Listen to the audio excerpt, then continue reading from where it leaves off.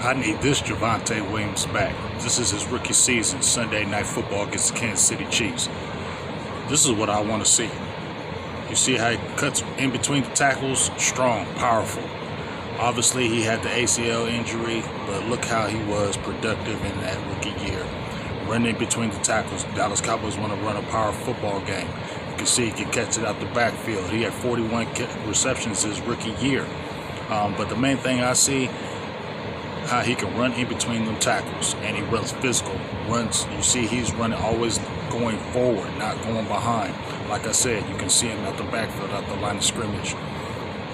It's going to be it's unsettled at the running back position. A lot of people talk about Nick Chubb still coming back in the fold. But let's see what Javonte Williams does. Let's see what he brings back to the table. Because if we can get this guy back in the fold, and then you sprinkle in the Jaden Blue, and then you sprinkle in maybe a Deuce Vaughn, and then you see what Phil Maffa offers and brings to the table.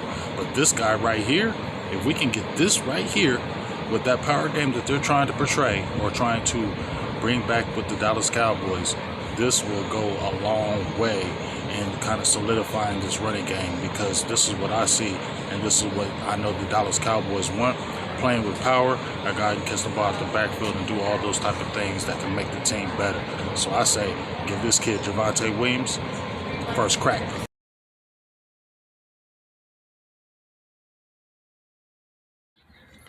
What's good, everybody? It's Big Game James, man. We in these streets. We in these nice streets.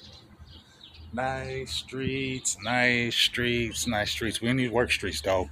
We stay in these work streets. Got to pay them bills. But you know what I mean? Just want to drop a quick video, and this video is about running back Javonte Williams. I got him profiled in the first minute and 40 seconds of the video, so make sure you check that out. It was this game, I think it was his rookie season versus Kansas City Chiefs. Had like 23 carries for like 110. Had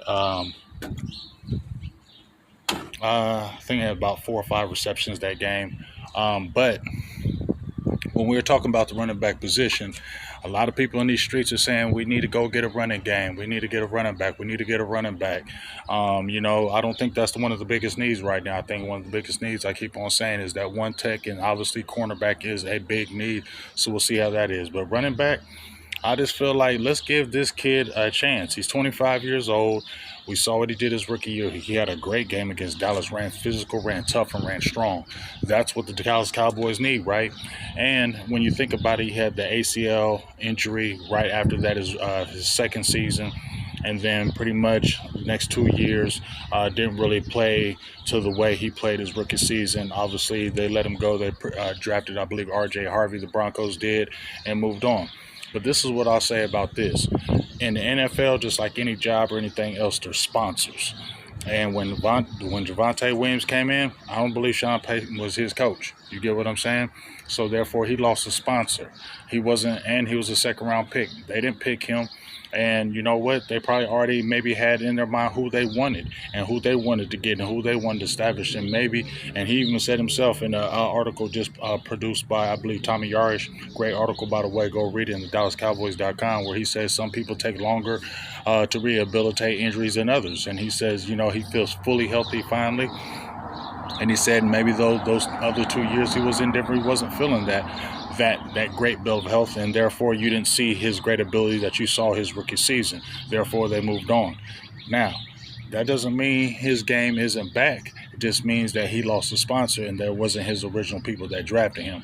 So that's what I'm saying is, before we jump up and say, oh, we need a running back and we need to go get Nick Chubb and this and that, let's give this young man a chance. And he's younger than Nick Chubb. He's 3 years removed from that injury. Nick Chubb just had those recent injuries, okay? He's had multiple recent injuries, and he's had those injuries in college too. So I say let's give Javonte Williams a nice, good crack at the first job before they go running out and grabbing a running back. And I think that's what they're going to do in training camp.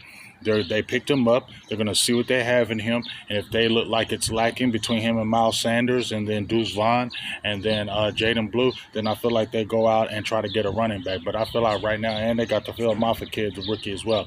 But I feel like Javonte Williams, let him get the first crack at it. And I also said when Brian Schottenheimer did his recent interview, when he was talking about the players.